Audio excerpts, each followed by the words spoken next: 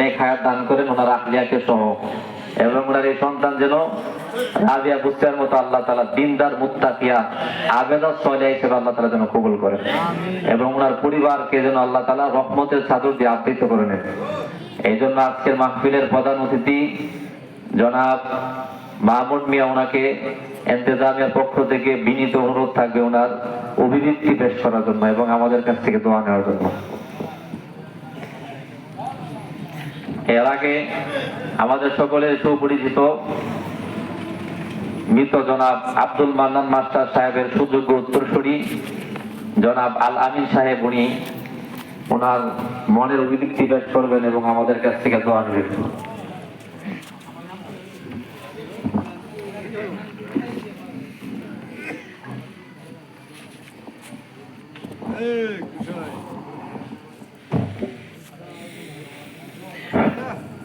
আসসালামু আলাইকুম ওয়া রাহমাতুল্লাহি ওয়া বারাকাতুহু।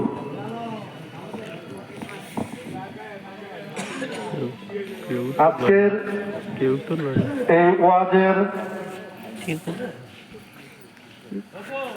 উপস্থিত সকল শ্রোতা, সকল মুরব্বিয়ান, হুজুর, সবার প্রতি রইল দোয়া ও ভালোবাসা।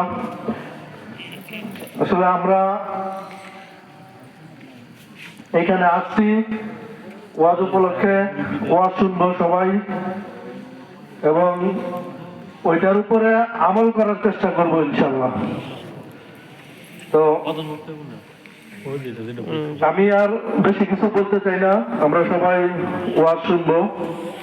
তো এই মুহূর্তে ওয়াজের প্রধান অতিথি মামুন মিয়াকে দুই চারটি কথা বলার জন্য অনুরোধ করব। আসসালামু আলাইকুম ওয়া রাহমাতুল্লাহ। আপনারা সবাই কেমন আছেন? আলহামদুলিল্লাহ ভালো।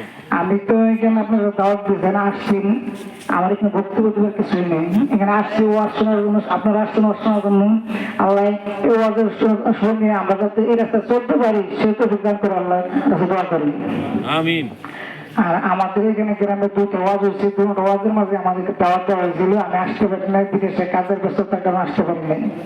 আর কালকে আসার কথা ছিল, কালকে আমাদের আপনাদের দোয়ায় আমার আল্লাহ তাআলা একটা কন্যা সন্তান দান করছে, সেজন্য আসতে পারি নাই। তো আপনারা দোয়া করবেন আমার জন্য, প্লাস আমার দাদা দাদির জন্য, প্লাস আমার নানা নানির জন্য। আল্লাহ তাআলা আমার দাদাকে, নানিকে, নানাকে আল্লাহ ব্যস্ত নসিব করুন।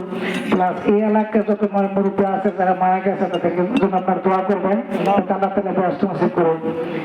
আর আজকে শুনলাম সন্ধ্যার সময় এখানে আমাদের নানা, এই সাজান নানা মারা গেছে। ওনারা ঢাকা থেকে ওনা গেছে, আসতেছে, আমার সাথে 2-3 বার কথা হয়েছে। তো ওনার জন্য দোয়া করবেন যাতে আল্লাহ তাআলা ওনাকে ব্যস্ত নসিব করে, আমরা সবাই দোয়া করব। আর এখানে ওয়াজ যে জিনিসটা, ওয়াজ হলো বয়ান করা মানুষের হেদায়েতের রাস্তা আসার জন্য।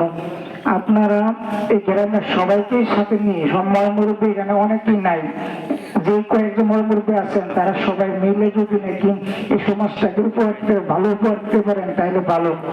এই এলাকার মাঝে কিন্তু অনেকেই বেড়াচ্ছে, চলে গেছে। আপনারা অনুরোধ থাকবে সবাই মিলে এই সবাই সমাজটাকে সুন্দর করে রাখার জন্য। আমরা তো দূরে থেকে এসে পারবো না, আপনারা নিজে থেকে সবাই গুরুত্ব দিয়ে এটা দেখবেন যাতে আমরা সমাজটা যাতে সুন্দর হয়।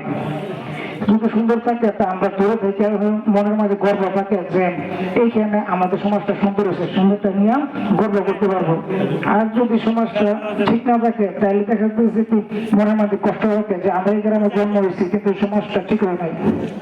তো এই জন্য বেশি বেশি বলবো না, হুজুরে বয়ান করবেন। আমিও আজকে অনেক ব্যস্ততার মাঝে আসছি, আরো 2-3টা দাওয়াত আছে, এখানে যাইতে হবে।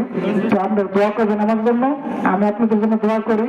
আল্লাহ যেন আপনাদেরকে সবাইকে সুস্বাস্থ্য কামনা রাখে, সবসময় ভালো রাখে, সবাইকে ভালো রাখে। আমার জন্য দোয়া করবেন। আসসালামু আলাইকুম ওয়া রাহমাতুল্লাহ।